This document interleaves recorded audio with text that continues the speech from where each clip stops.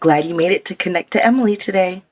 So, we are going to be continuing the saga of part 2 of Funding Connect to Change behind the scenes.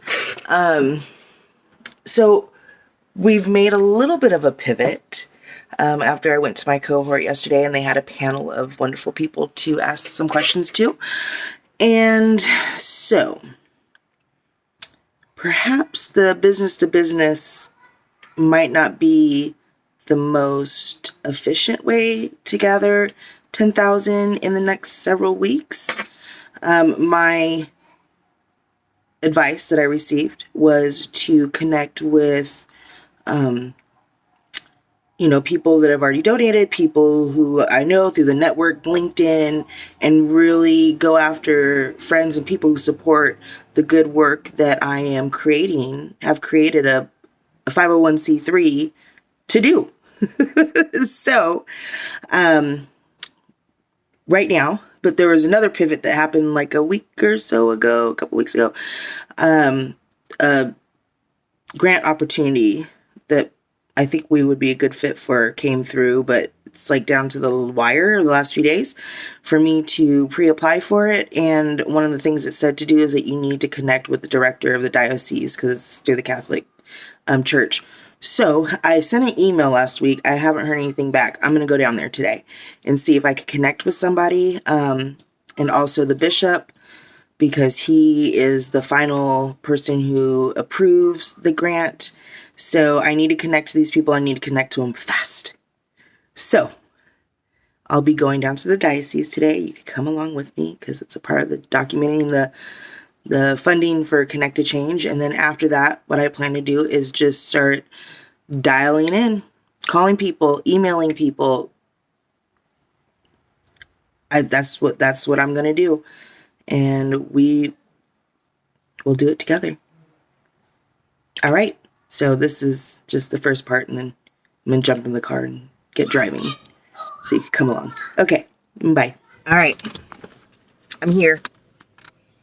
I'm at the diocese, right? Okay. I'm going to give you guys a hint, or give you guys a little insider of Emily, what happens before I do a pitch, before I go in to speak to somebody, before any kind of connection I make with anything or anyone. This is what I do, is I literally am going to pray. Here, my prayer.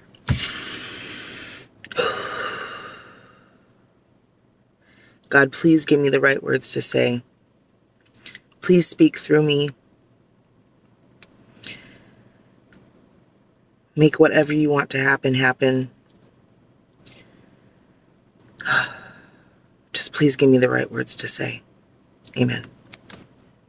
Oh yeah, my prayers are really quick. And in fact, that was probably a little extra stretch for you. But I do pray, and I always usually pray for me to say the right things, because sometimes I can say too much and it doesn't make sense, or I get so nervous I don't convey the message correctly. And the problem is a lot of people say, wow, I don't know why anybody wouldn't want to fund you, Emily, because you have a wonderful, your story is incredible. The mission that you're doing is incredible. Like, people should be throwing money at you. Yeah. If you can communicate well, and if you're like a super good salesman, like, I can sell things. Like, I'm pretty good with communication. I'm pretty good with selling things. I was a leasing agent for years, and, got into my own spiel of workarounds and doing that. But I'm not like super good. I would say it's not my best talent. So, yeah, sometimes I say all the wrong things. And when it comes to things like this, I just hope that I say all the right ones. All right, so let's go. And recording. Yes, and I'm recording. On this journey of funding a nonprofit from the ground up, from somebody who doesn't know anybody really. I know some people, but I don't really. It's not like I come from a well-to-do family and community where friends of mine are able to donate a lot. So I kind of just, like this guy, throw my seeds out there. Hope one will stick. Hope a few will stick. You only need a few, right? You only need a couple good seeds. I'd rather have a small circle of, then a big circle of a lot to dos. And okay, now I'm just rambling. I don't even know what I'm talking about. I'm embarrassed.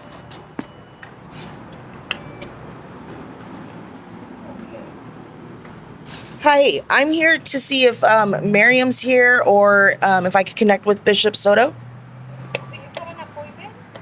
No, I don't, but I've tried emailing and we're down to like the last wire of the CCHD grant. Yeah, you need to have an appointment. Okay, is there anyone I could speak to though? Yeah, it has to be by appointment. Okay. Because I am affiliated with the church, and so, like, literally, I have to connect with somebody before the 1st of November.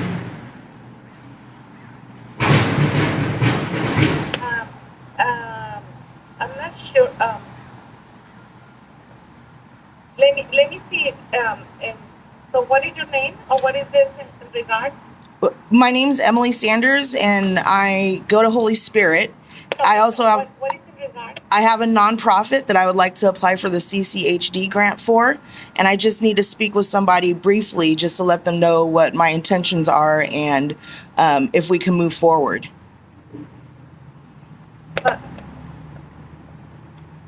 Yeah, but who do you need to speak with? It said on the grant it said Miriam. Miriam was the director. Okay. And Soto makes all the decisions. Because right now it's lunchtime, so probably she's not. Let me find out. One moment. Okay, thank you.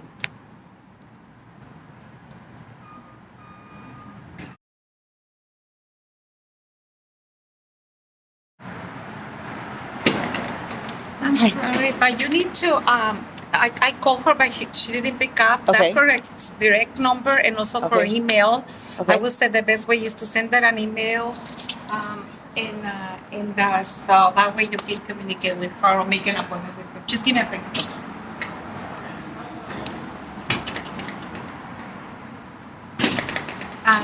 Yeah, she didn't pick up, so some days she works from home. So I'm not sure if she's here. I really don't have anybody's schedules. Okay. They What get- about Bishop Soto? Oh no, to see Bishop Soto, you have to have an appointment So a month. how would I make an appointment? Okay, you need to call to 7330200, Okay. and somebody from Bishop's office will respond, and they will see it when is his best appointment available. Okay. Is there anybody else who works in this department that I could speak to connect No, with? I'm so sorry. It's everything by appointment. You can just walk in. I'm sorry, but you need to. Yeah. Okay. Yeah, All right. I'm so sorry. I hope I can connect with Yeah, somebody in okay, time. thank you. Okay. Thank you. Well, dude, okay. This is getting. Alright. So look, I'm gonna take a moment to be a little hurt here because I'm not gonna lie, it's really difficult when you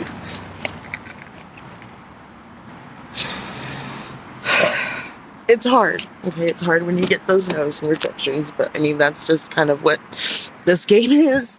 And I mean you just keep going, right? So I'll send another email, I'll call, and like I said I was gonna do, I'm gonna be dialing in calls. And so I'm gonna let's try a different avenue today. And I'll keep you updated and keep you tuned in. So I'm back. I'm home. And I have a game plan. I apologize for all the crying you saw a minute ago. But it's a little hard knowing that everything's kind of dependent on whether or not I get the funding together. And I'm just not seeing the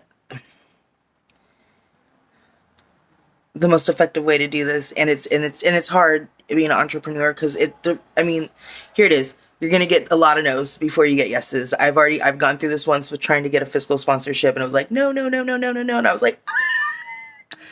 And then something came through, right? And then I found one. But, I put my all into this. I've climbed out of a very dark hole, right? And I've worked very hard to get to where I am. And I want to give my family a better life. And I want to transform the lives of others. And so when I kind of get the cold shoulder or the nose, it hurts, right? And it's kind of hard. You don't know when those yeses are going to come or if those yeses are going to come, because in life, sometimes you just don't win, Sometimes there's just not those wins. But there will be wins. And I know that.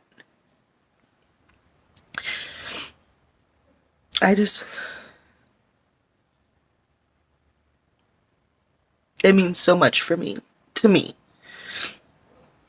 It just means so much to me. So,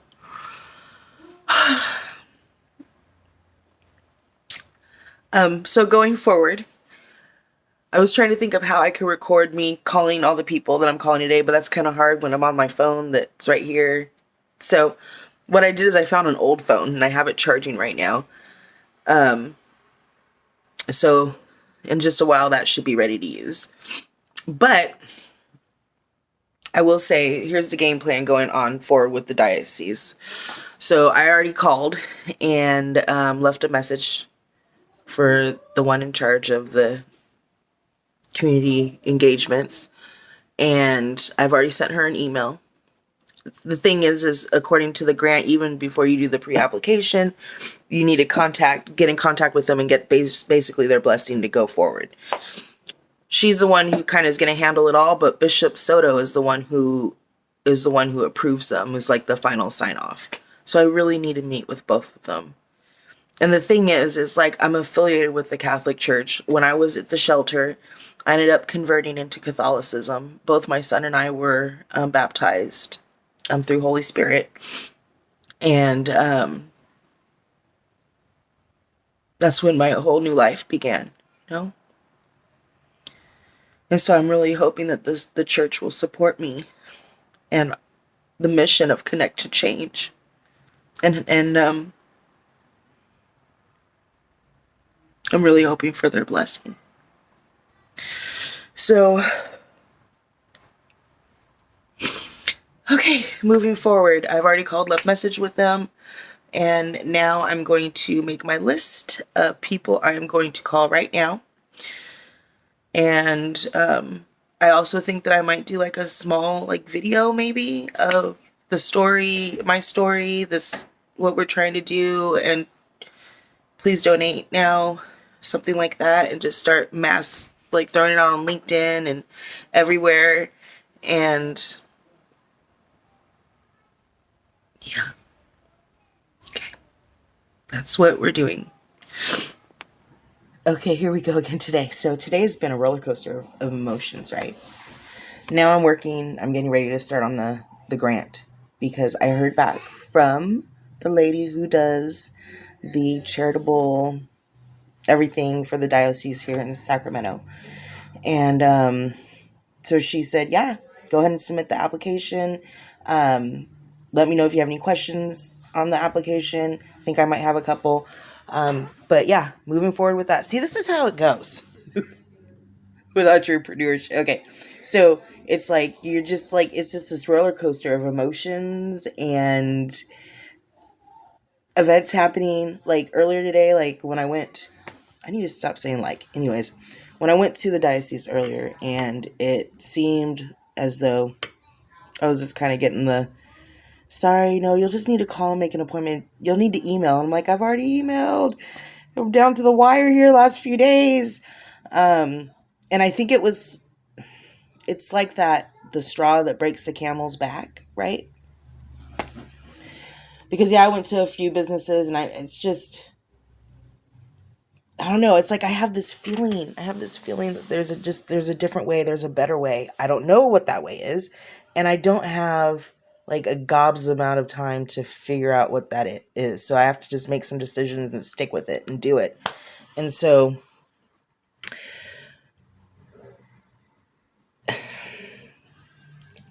So when I get the no's, when I make a decision, and especially like when I went to the diocese, because it's almost like, it's like a shatter to your beliefs, right? Because I believe in this, right? I believe in Connect to Change. I believe in Emily. I believe in the Connect to Emily platform I have just started to separate the two. But Connect to Emily, you're following my journey, right? My emotional journey, my, oh my gosh, journey, right? But as the executive of Connect to Change, that's going to be more the business. You're just going to, events going, flyers. But I believe in both. I believe in what the mission of Connect to Change, providing immediate shelter and support to women who are escaping sex trafficking. This is something that is needed in our communities. Too many women have nowhere to go. They go back to their tormentors. Where else is there to go? And you don't have hours to spend calling all these numbers to call that may or may not help. And then there's waiting. You're lucky if you get on a couple waiting lists, and then you might be able to get some numbers that say, well, yeah, there might be some availability for assistance, but you'll need to call back next week on Tuesday between 7 and 9. That's the only time we can help you. And only like the first 5 callers get help. I mean, that's literally how a lot of the systems work when you're looking for services and shelter and help. That's just what it is right now in Sacramento. It has been for a while.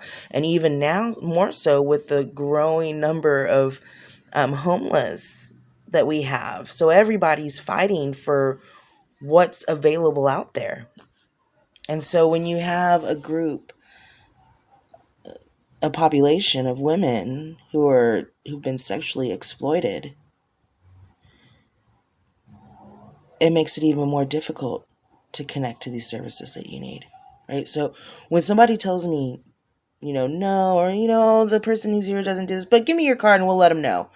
And I just kind of feel like I'm getting that.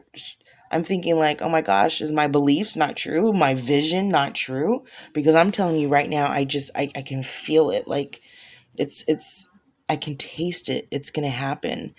And one thing I've learned on my journey is when you push for things too much, right? You start doing too much and you're just trying to make it happen. Like you're just going to make it happen. You're just going to keep pushing.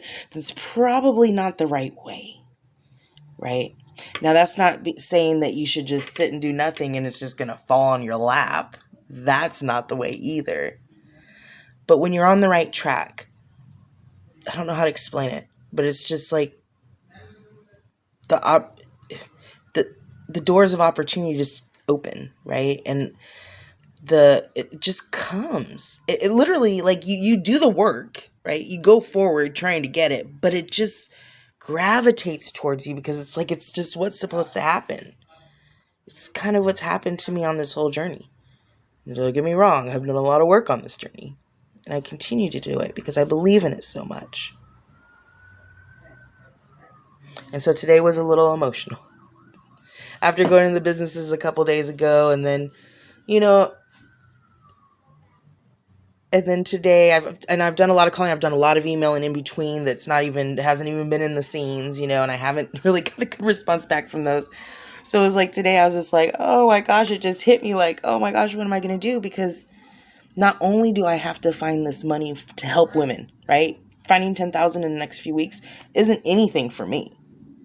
It's literally all for these women. To help a couple women. Give a couple women, like December, Christmas, a place to safety, shelter, right?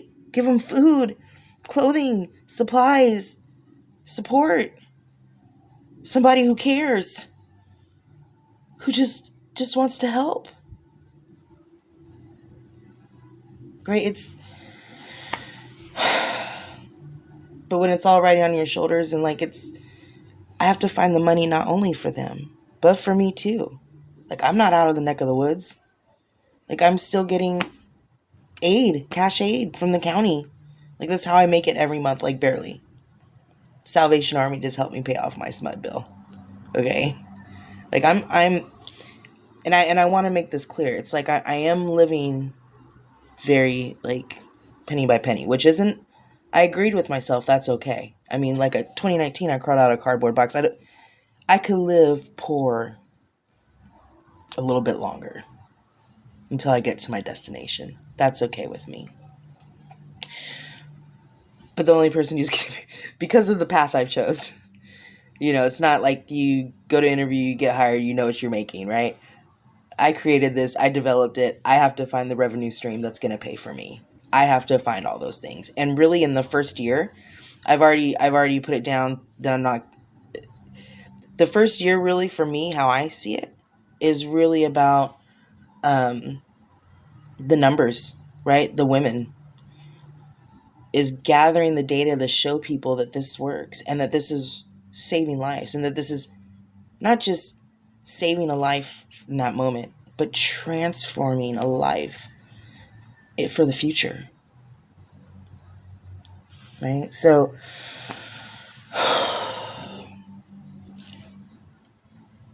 then next year coming around, I'm not going to say it's going to be so much easier. No, but I'd have what they call the metrics, the data to go, hey, we need this much funding. This is how many women we were able to help with very limited funding. Imagine what we could do with more. This is saving lives. This is transforming lives. This is causing generational changes, right? So after I get that, then I could really start applying for, a grant for my salary or other means, and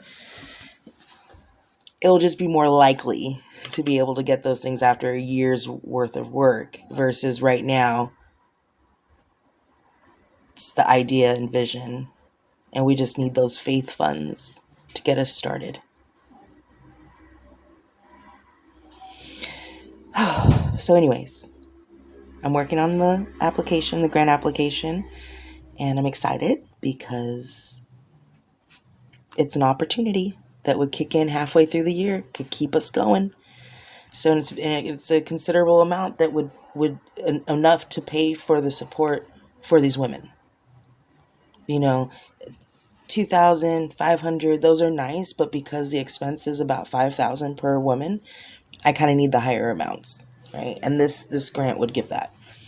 But I also have to find private donors right now as well to get us up and going, just up and going, right? And then after that 10,000, I really need another at least 80 to get us through the first 6 months. And then if God willing, we were able to get this grant, would carry us out to the end of the year. That's one option. Then there's some other options that we could work on throughout the year too as well, gathering some more support and money. But so anyways, it's been a wonderful journey. And I don't know if I already said this because I know I've been talking for, it looks like 10 minutes now, but this is my old phone that I found, right? I'm totally going to start using this for all recordings because my other phone freezes up. It's it's on its last legs. But I promised myself that my next upgrade will be a new iPhone. I can't afford that right now. So when I can, then that's what it will be. That might be another year or two away. So we'll just have to keep that one on the last legs. I'll use this one so that way I could kind of more document even when I'm making phone calls, when I'm doing in here every day, all day, trying to move forward, right? So I'm going to start using this phone. And I don't know why that was so important, but I shared it with you anyways. That's where we are for today. Yeah.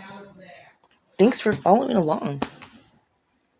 And make sure to subscribe. Keep this journey going. This is just number 2 of behind the scenes of this day. And there's going to be more. There's more in store. Okay.